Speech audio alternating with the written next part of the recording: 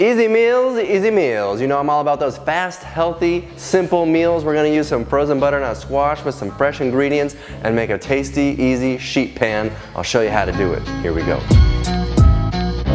Hey everybody, this is Dylan. You know I'm all about helping you to save time and stay out of the kitchen as much as possible, which is hard when you eat healthy because we've got to make all our own meals. So I'm all about cutting corners, making it fast and simple, and the old sheet pan is one we don't do often enough. Don't you agree? Yeah. Good. So today I'm going to show you how to use the simple frozen cubed butternut squash. Butternut squash can be a little bit tricky to work with fresh. It's great and tasty, but it is a little more work. So I want to show you some easy ways to still get it in, but frozen. And then it's always in season. That's true. When you buy it frozen, it's always in season. I don't know where it comes from. You want to party like a guac star? Let's put this sheet pan together and make ourselves a meal. Look at that thing.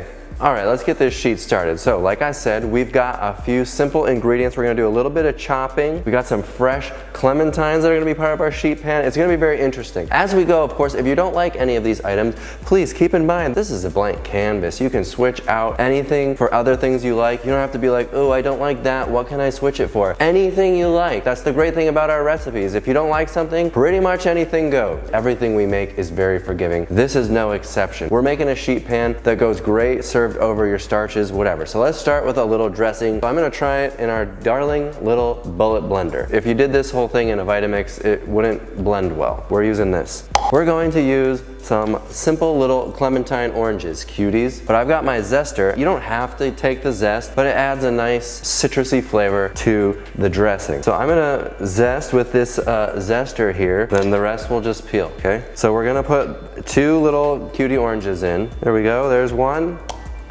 Boom. Then we got our zest that we were doing there earlier. Throw that in. Okay. Couple garlic cloves, throw those in. And now we have some dates. I have 4 little Deglet dates. The pits are already taken out and I've let them soak. When I'm using this little bullet blender, it is nice to let them soak a little bit because they'll blend up a little more smoothly. If you were using a Vitamix, it wouldn't matter. If you needed some water, you could use this soaking water. It's nice and sweet, but I don't think we're gonna need it because there's plenty of orange juice.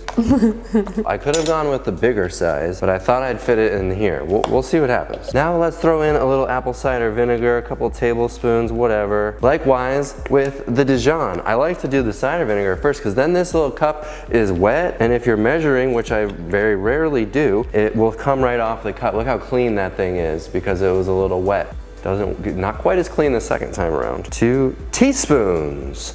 That's gonna be too much mustard, folks.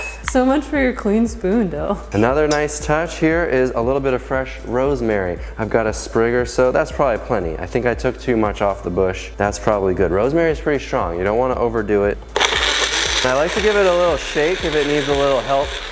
I love what I'm looking at here. It's nice and thick, which is gonna be really nice for coating all these veggies that we're gonna put in the sheet pan. We'll just set it aside, and we'll get to that in a minute. Now, let's prepare our mixing bowl of ingredients. This sheet pan's got some savory and some sweet kind of going on, which I think will be really interesting. It'll be nice and light and fresh and tasty. So take another clementine or 2, break up into little wedges. We're gonna be ready in minutes, folks. This is a fast recipe. I don't want you to spend all day in the kitchen. If you set yourself up for making extravagant fancy recipes at every meal, you're eventually gonna fall off and quit eating this way. So I'm trying to help you to find really fast, easy meals. Okay, these are just little tiny bags of butternut squash. This was like a 10-ounce bag. You could use a pound. I guess I'm using 20 ounces, whatever. Next, a little onion. I don't know if this onion is gonna be okay or not. Obviously, maybe we should stick it in the ground. Maybe we should plant it. I mean, it's fine, but yeah, we'll use it. I only needed like half of a good onion, so this is plenty. We'll make it work. I'm gonna dice it up, but not too small. This is a sheet pan meal, so a little bit of chunky baked onion is nice. That's pretty much the size that I'm kind of going for. What do you think of that? Of course, if you really wanted to cut corners, you could just use like a bag of yellow onion that's already frozen and chopped. Like I said, this one's gonna be a little fruity. We're doing a couple of apples. Now you can just cut around the core. You don't need to like get all fancy, try to core this apple all perfect. That's good. And just cut it into nice bite-sized chunks like that. What do you think, Reebs? A little smaller maybe, whatever your preference is. It could be a green apple, it could be a red apple, it could be like this one, whatever the heck it is, I don't care. It still tastes good. Let's throw in some kale. I've got, Ooh, kale chips? we're not making kale chips, but I don't hate the idea. It's kind of kale chippy. Now I'm just going to cut off the stemmy part. You can save that for your smoothies if you want to, whatever. And then just chop this up. I like to chop it into kind of like long strips, and then I'll just go the other way and chop it into bite-sized bits. You don't want to take a bite and have kale falling out of your mouth all over the place because they're too big of bites. Couple handfuls. I probably only need like one more like that. This isn't meant to be like a kale heavy dish. This is the other way I like to chop it, is just roll it into a ball. Do the same thing, but in a more compact. Dude, are you talking about a chiffonade? I have no idea what that word means, and I don't want to know, so don't tell me. I'm not a chef. I don't need to know what chiffonades are. What else? Put the dressing in, mix it in, put it in the sheet pan. What else is there, am I right? I'm gonna just go hog wild and pour the whole thing in. If it's too juicy, I'll only be happier. Do we need a monster spoon for this? Heck yeah. I prefer kale, yeah. Kale, yeah. Ooh. Check it out, Reeves. Look at all these beautiful colors. We're just gonna stir everything so it's nice and coated with our sauce. Yes, indeed, it looks like we had plenty of sauce. If you have big chunks of frozen butternut, try to break that up because it's not gonna bake as well. There we go. This is gorgeous. This is gonna be awesome. So now all we gotta do is take our sheet pan, dump it on there. We'll see what it's like. Ooh. Is it too much? Is it 2 sheet pans worth? It appears that it is. This roll of parchment has been the worst. People are gonna say, why don't you use a steel pad? Because normally a parchment paper roll is very easy to use and then you don't have to really clean it after. It takes me like a year or 2 to go through a roll of parchment paper. Second sheet pan, here we go. I think we're gonna need to take some of this and transfer it over here. You don't want it to be too packed in, you want it to actually cook. This is looking great. I like these ratios. If Greebs thinks I should have done a little more kale, you could do a little more kale, no problem. We're doing 420 minutes. Oh, that's simple, fast. simple. Yeah, it might need a few more minutes, we'll see.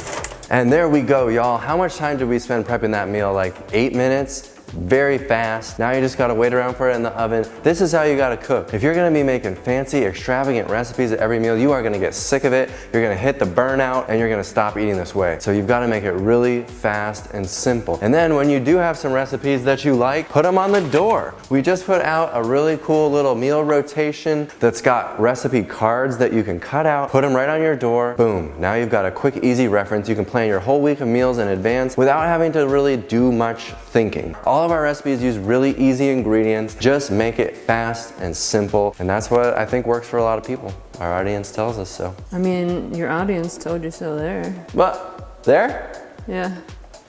Thanks, y'all. So we did just say we're not big into setting aside an entire day of meal prep, but the starches you could have ready and you could do a little meal prep in advance and just always have prepared starches in your fridge. That is a really fast way of doing it. You don't have to do that. You could use like a bag of frozen rice. Lentils are really fast to cook. You could just cook them on the stove for 20 minutes. Quinoa is like 12 minutes. You could have a can of lentils. That's even faster. A can of beans. But we've got some, what is this, black rice? It's the black rice or whatever that Reebs pre-made this week, and we had it in the fridge. So we're just gonna heat up some of that and we'll serve our sheet pan right on top of it.